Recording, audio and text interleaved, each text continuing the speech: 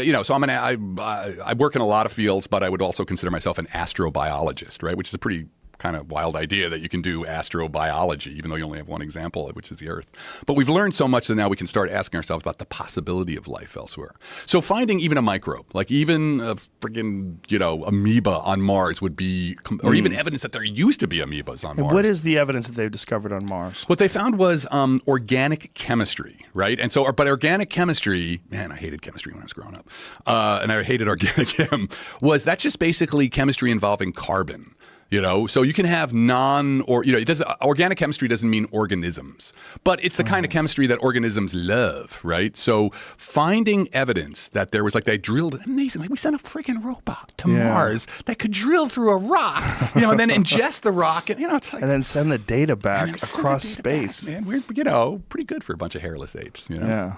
So what they found was evidence for fairly complex organic chemistry, which meant that way back when Mars, and this we know for sure, right? Mars had water on it. We know that for sure now. Mars was a blue planet for at least. Do they think that Mars was hit by an asteroid or a comet or something along those lines? Well, everything got hit by comets. That's how we have, we have chunks of Mars here, right? That, the thing in 96 or whatever, when they were like, we found life on Mars. They thought what they found was fossil bacteria in a chunk of Mars that they found in Antarctica. So the planets have been swapping spit for the entire history of the solar system. That's fossilized bacteria that they found. Has that been confirmed? No. Most people now think that the Allen Hills meteorite, that probably, it's inconclusive, and it's not conclusive enough to be like, we found life. It's like a tiny little squiggly worm-looking thing. That's what it was, yeah. But it was so small that it was way smaller than any of the microscopic fossilized bacteria we've ever seen before. So people in general are like, meh.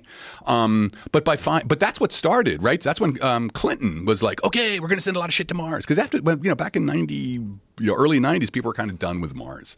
And so that's what triggered the whole, one space probe after another, the rovers.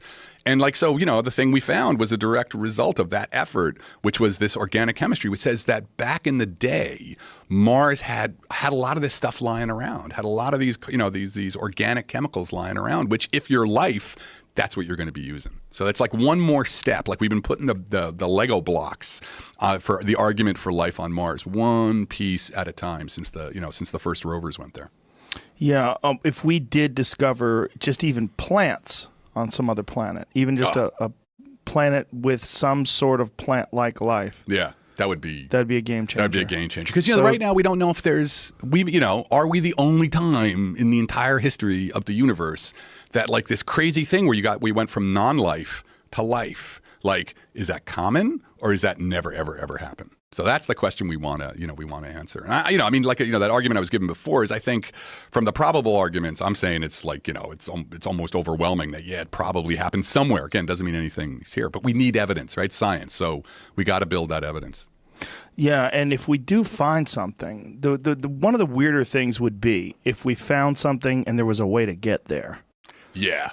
If we find something and we find something, but we're pretty sure there's some kind of life and it's 3 billion light years away. Well, that's cool. Yeah, what do we do? Yeah, it's nice to know that we're not the only ones. Yeah. Well, it's interesting. How much would that change? Even if we found evidence for this, because this is a debate. If we found evidence of a technological civilization, we saw alien megastructures, like that star they thought. Yeah, about. what was that nonsense? It wasn't really nonsense. It was something floating around, right? Well, so here's what they saw. So that the way we discover planets is we look for when the planet passes in front of the star, you get a little dip in the light, right? It blocks out a little bit of light. Right. It's like a little eclipse. And so, that's how we know that every star in the sky has planets. But there's they found one that just made no sense. The light would dip, then it would stop dipping, then it would dip again 3 times, and it would stop dipping. Sometimes it was lower, sometimes it was higher. For a year or so, people were like, what the fuck is this? Right. And so, Jason Wright and others, Jason's a friend of mine, they wrote a paper where they were like, hey, at least, because this is what the future is going to look like. We have to at least consider the possibility that these are artificial structures that are orbiting the star, or, But it would have to be ungodly huge. Ungodly huge. Alien megastructures. That's the best word ever. Like the size of a country, right? Yeah. These things would be huge, right? But that's what people think, when people think about advanced alien civilizations, the idea of building large-scale structures is you think that may be the next thing you do once you reach a certain point, like the Dyson sphere, the idea that you could collect all of the sun's energy and use it for yourself by building a giant sphere around the sun with solar panels on the inside. People think like that goes back to Kardashev's, the idea of this Kardashev scale back in the 60s, where he's like, look, there's going to be a natural progression of civilizations that goes first, you collect all the energy you can from your planet, and then you use that to do amazing things, and then you collect all the energy from your star, and then you do that, you do amazing shit with that, and then the whole galaxy. So Kardashev thought there was a scale that civilizations naturally progress through. And you hopefully don't blow yourself up along the way. Well, I think that's the question. I mean, I've criticized the Kardashev scale in one of the papers I recently did, because what it fails to take into account is the fact that, on your way up to the type 1. Type 1 is when you harvest all the energy from your planet, which basically means somehow covering your planet in solar panels or something. That neglects what we've learned since Kardashev wrote his paper in '64, is that planets don't like that shit. Like the planet's going to feed back. You try and build massive shit on your planet.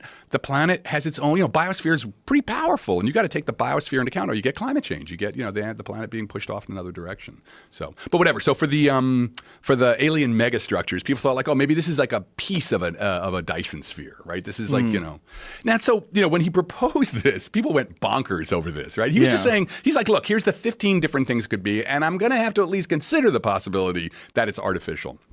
But for me, and some people got really angry and everything, but I thought this is... Why did they get angry? Because there's been a thing in the community over the years. SETI got a bad name, right? SETI for a bunch of... SETI was sort of thought as being like, oh, only wackadoodles do that. And, but why is that? Just because there was no results? I just think, there was... You know what it is? It's because of shitty TV.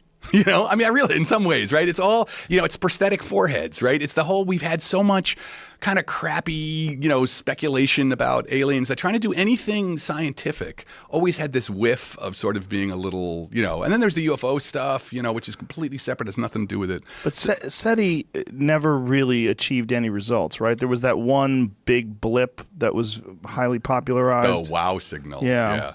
But here's the thing about SETI. We never really did SETI that much. You know what I mean? People have this idea wow, we've got telescopes all over the world and they're looking, so the government never funded a SETI study. Anything major, right? So people, all that SETI has done is basically, some dudes on a telescope get a little extra time. They're like, hey man, quick, let's go look at a star. Right. So Jill Tarter, who's one of the, the founders, one of the greats of SETI, she compares it. It's we got an ocean that we need to look at, and so far we've looked at a thimble.